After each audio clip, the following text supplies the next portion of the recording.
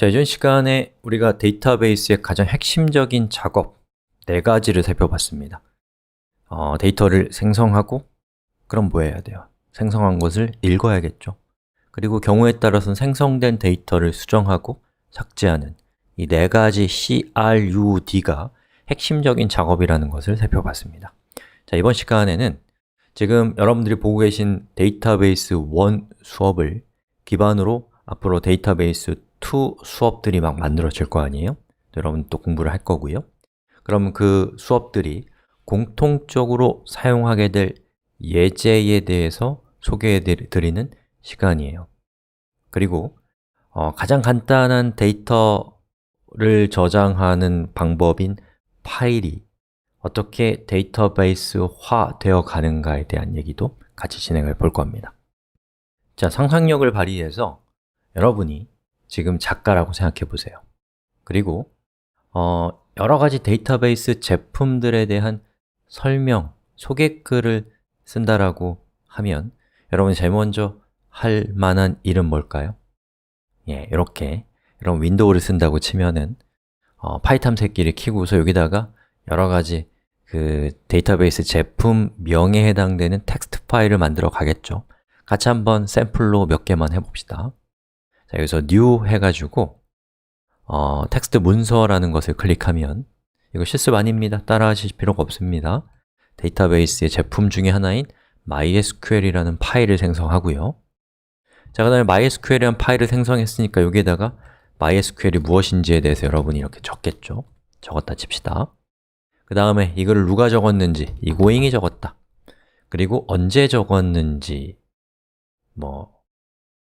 그건 더 먼저 쓸까요? 2018년 1월 1일 날 썼다. 그리고 이고잉이라는 사람은 개발자이다. 개발자가 영어로 디벨로퍼거든요. 이 정도의 정보를 작성해서 저장하고 닦는 거죠. 그 다음에 또 글을 쓴다고 하면 여기서 이번에는 오라클이라고 하는 데이터베이스에 대한 내용을 쓴다 라고 하면 오라클 is 뭐뭐뭐 그리고 2018년 1월 3일, 1월 2일 그리고 또 이고잉이라는 사람이 있었고 이런 식으로 저장하는 거죠. 자, 그럼 제가 몇 개의 파일을 좀 빠르게 만들어 볼게요.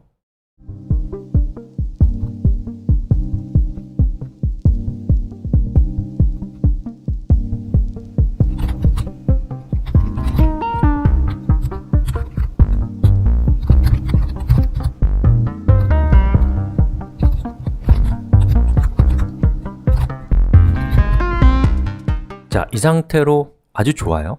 예, 어떤 문제가 있는 것은 아닙니다. 하지만 여러분이 하고자 하는 일이 무엇이냐에 따라서 요거는 불편해질 수 있거든요. 예를 들어서 여기 있는 파일의 목록이 5개가 아니라 1억 개라고 상상해 보세요. 그리고 여기 글을 한번 열어보면은 여기에 이고잉이라고 되어 있는 사람이 작성한 글이거든요. 근데 그렇지 않은 글들도 있는 상태예요. 그럼 여러분이 여기 이고잉이라는 사람이 작성한 글만을 보고 싶다면 어떻게 해야 될까요? 여기에 검색 기능을 이용하면 될까요? 그럼 될 수도 있는데 그렇게 되면은 본문에 이고잉이 있는 것까지 검색이 되기 때문에 우리가 원하지 않는 노이즈가 섞여 나올 수 있단 말이죠. 또 여기에 보시면 그 날짜가 있는데요. 날짜의 순서에 따라서 이 글 목록이 정렬돼서 어떤 글이 더 먼저 작성되었고 어떤 게 더 늦게 작성되었는지를 보고 싶다면 역시나 이 방식으로는 어렵습니다. 또는 정렬 방법을 반대로 바꾼다거나 이런 것도 할 수가 없는 것이죠. 그리고 우리가 파일을 이렇게 열어봤더니 여기에 제목, 본문, 날짜, 저자, 그리고 저자에 대한 프로필 이런 정보들이 있는데 이 중에서 여러분이 딱 본문만을 보고 싶고 나머지 정보들은 숨기고 싶다. 그건 할 수가 없는 것이죠. 눈에 보여버리잖아요. 그죠?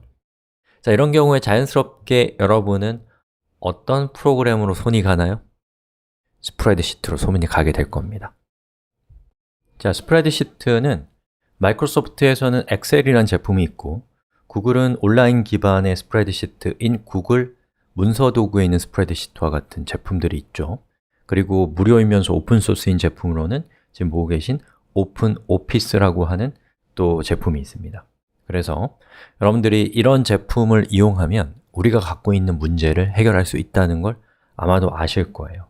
모른다면 지금 보시면 되겠고요. 자, 그럼 이런 스프레드시트를 여러분이 작성을 하신다면 제일 먼저 뭐 하겠어요?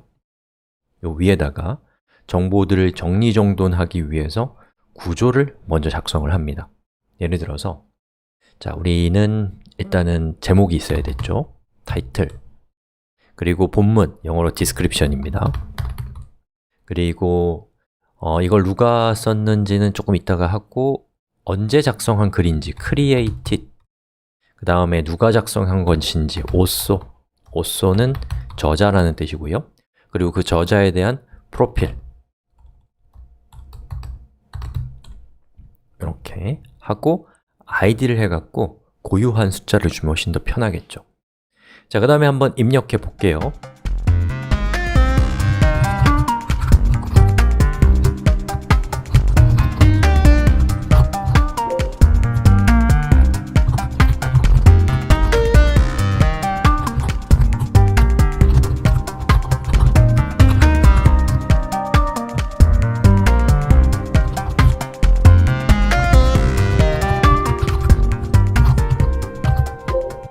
자, 됐습니다.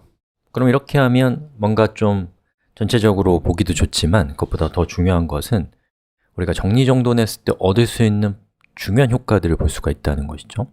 자, 여기 있는 행이 6개가 아니라 1억 개라고 상상하셔야 됩니다. 자, 제가 여기 있는 이 수많은 글들 중에서 이고잉이라고 하는 저자가 작성한 글만을 보고 싶다. 그러면 일반적으로 스프레드시트에 데이터로 가시면 필터라는 기능이 있습니다. 그래서 스탠다드 필터, 오토 필터라는 거 한번 해볼까요? 클릭해서 여기에 보면 이고잉이라고 되어 있죠? 요거를 클릭하면 보시는 것처럼 이고잉이라는 사람에 대한 행만을 볼 수가 있어요. 그리고 두루라고 하면 두루라는 사람에 대한 행만을 볼 수가 있는 것이죠. 또 여기 있는 이 날짜에 따라서 이 순서를 바꾸고 싶다. 예를 들어서 최신 글이 위로 올라가게 하고 싶다. 그러면 이렇게 컬럼을 선택한 다음에 데이터로 가서 sort는 정렬이란 뜻이거든요. 선택. 그리고 extend selection을 선택하고 여기에 보면 descending이라고 되어 있는데 descending은 큰 숫자가 먼저 나오는 정렬 방법입니다. OK를 누르면 보시는 것처럼 카산드라라고 하는 데이터베이스가 제일 먼저 나오는 것을 볼 수가 있죠. 그리고 여기 있는 이 정보들을 다 표현해주고 있는데 이 중에서 여러분이 본문에 해당되는 부분은 감추고 싶다. 그럼 여기서 오른쪽 클릭해서 Hide 버튼을 누르면 본문에 해당되는 내용을 감출 수가 있게 되는 것이죠. 자, 이전에 우리가 사용했던 파일에다가 직접 데이터를 저장하는 것과 그리고 스프레드시트라고 하는 것을 이용해서 데이터를 잘 정리정돈했을 때 좀 더 유식하게는 구조적으로 데이터를 저장했을 때 우리가 얻을 수 있는 효과의 차이점을 느끼셨나요? 정리정돈을 하니까 데이터를 가공하는 것이 훨씬 더 쉬워진다는 것을 볼 수가 있습니다.